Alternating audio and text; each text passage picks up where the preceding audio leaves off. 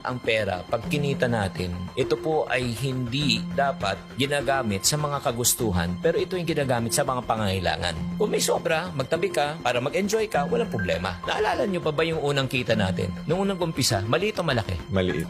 Himala, nung maliit ang sweldo, maliit ang kita na pagkakasya, minsan may sobra pa. Nung lumaki ng kita, nagkulang na, nagkautang pa. Exactly. So, ano problema? Yung kita? Hindi. Tao ang problema. Exactly, yung taong humawak ng pera. Nagrereklamo tayo sa inflation na hindi mo makokontrol. Eh, ang problema, yung lifestyle inflation. Marami sa mga kababayan natin na kahit anong laki ng kinikita at sinesweldo ninyo, hindi pa rin kayo makaipon, hindi pa rin kayo makapag-umpisa ng sarili ninyong negosyo kasi napaka-waldas ninyo sa pera. Ang pera, para tong binhi. Think like a farmer. Yan din tinuro sa akin ng nanay ko. Anak, ang pera, tinatanim yan. Huwag mong kakainin yan. Nakakita na ba kayo na magsasaka na kinain ng binhi? Walang tatanim, walang aanihin yan. Pinakamagandang sigurong illustration na ito. Pangarap ng bawat Pilipino ay magkaroon ng sariling Bahay, pangarap ng bawat singkit ay magkaroon ng sariling negosyo. para magkaroon ng bahay. Yes. Ano masasabi mo doon, Coach? Pag kumuha naman ako ng bahay, pag hinulugan ko yan, at least yung binabayad ko dyan in the future, sa akin din naman mapupunta eh. Ang tingin mo ba dyan, investment o liability? Yung bahay na tinitirahan mo na gusto mong tirahan hanggang ikaw ay magretiro, hanggang ikaw ay bumalik,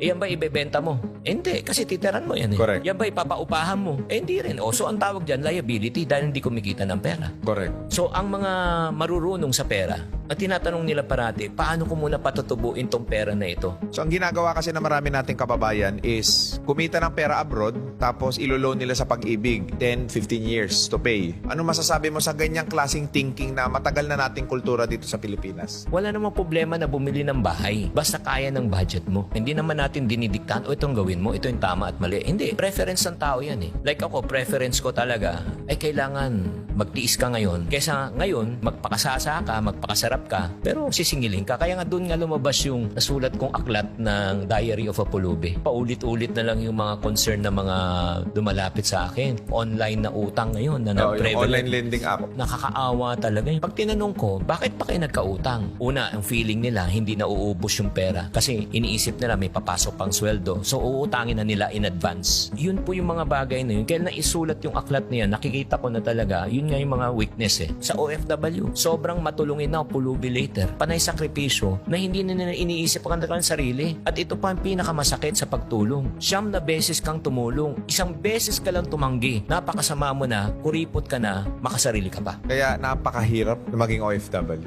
Naging masama pang tao. Kawawa talaga. Pag nagbago ang financial mindset ng isang tao, magbabago talaga ang buhay. Yes. Meron nga akong isang matinding realization dyan kung bakit maraming mahirap sa Pilipinas. I mean, hindi ko sinisisi yung mga malls. Nasa Pilipinas ang pinakamalalaking mall and yet isa tayo sa pinakamahirap sa buong mundo. That is a simple representation of how illiterate we are pagdating sa pera. Napakaganda ng sinabi mo, RDR. Ano bang mahilig pag-usapan ng mga taong kapos sa buhay? Pag-uusapan ang buhay ng May buhay. o ibang tao. Yung mga middle class, yun, saan tayo kakain, ano yung latest, saan tayo travel, ano yung mga bagong iPhone, mga ganon. Pero ito yung tanong ko, ano naman ang pinag-uusapan ng mga milyonaryo at bilyonaryo? Kung ano yung pangangailangan nitong mga middle class at mahirap. Kaya nga ang dapat gawin natin, magpalit tayo ng mindset natin. Hamunin natin ang mga mamamayang maralita na mag-isip, magnegosyo. Kahit na kwek-kwek lang. Makatikim lang ng 100, 200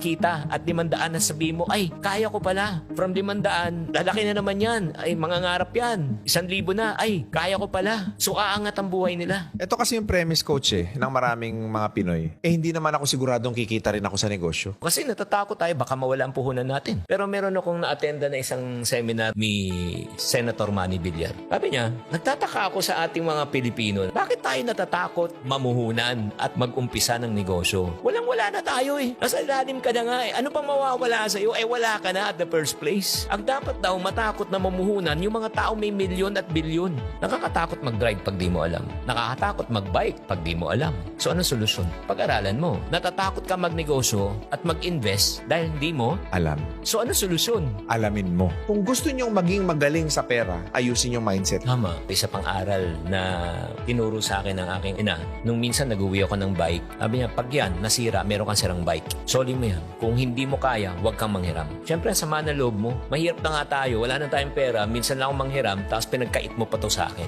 Na hindi ko alam, napakagandang leksyon yan. Kasi sinabi niya sa akin, pag sinanay kita na manghiram, ngayon nanghiram ka, laruan. Paglaki mo, anong hihiramin mo? Pera. Kasi ang konsepto ng hiram, you want it now.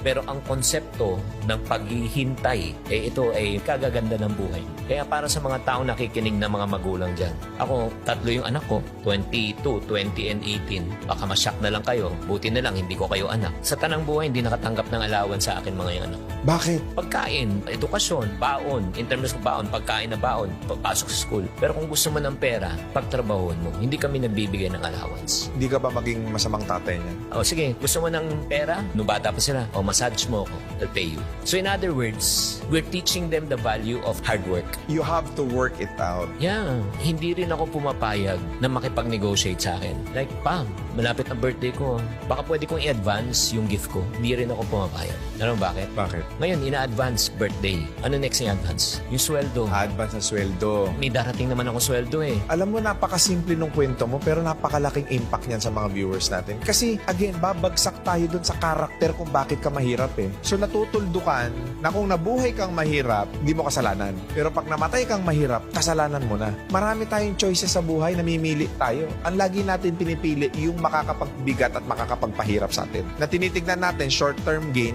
na, magbe-benefit ako ngayon, okay ako, pero long-term pain. One of the greatest law that I've learned in life is the law of opposite. Principle yan. Parang law of gravity. Hindi mo pwedeng labanan ng gravity. Kahit anong kulay mo, timbang mo, itsura mo, pag tumalong ka ng building, babaksak ka. Ganon din ang law of opposite. The short-term effect is always the opposite of the long-term effect. If you play now, petik-petiks ka, you pay later. If you spend now, magpakayolo ka, okay lang. Gusto mo yan eh. Pero wala kang ipon later. Suffer later. If you save now, you enjoy later. If you build your business now, diba? You retire later. Huwag mong solusyonan ng mabilis yung problema. Ang unahin mong solusyonan yung kaisipan mo. And then the rest will follow. Ito pang isang law na naunawaan ko na sinusundan ko sa buhay. You cannot solve a permanent problem with a temporary solution. Ang ganda, no? You got to solve a permanent problem with a permanent solution. So kung may utang sila, coach, huwag silang uutang sa iba para mabayaran yung utang nila. Ang gawin nila, dagdagan ninyo yung kita ninyo. Yun nga yung parating sinasabi, dagdag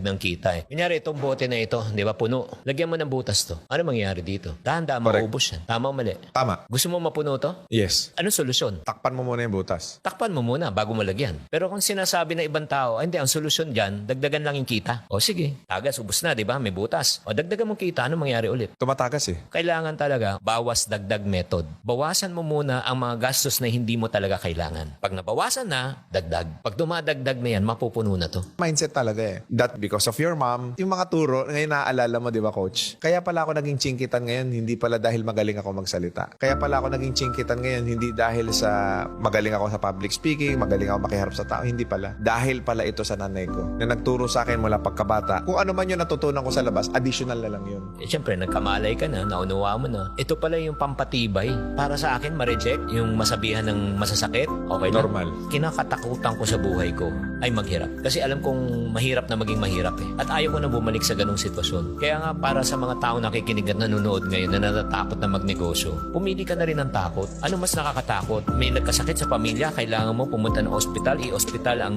iyong mga mahal sa buhay at wala kang kapera-pera at mangungutang ka sa mga mata pobre mong mga kamag-anak. Ano mas nakakatakot? Ako takot na ako sa ganung mga sitwasyon eh. Kaya sinasabi ko, basta marangal, gagawa ako ng paraan para makalabas ako sa ganung klaseng sitwasyon. Marangal, moral, ethical, gawin mo.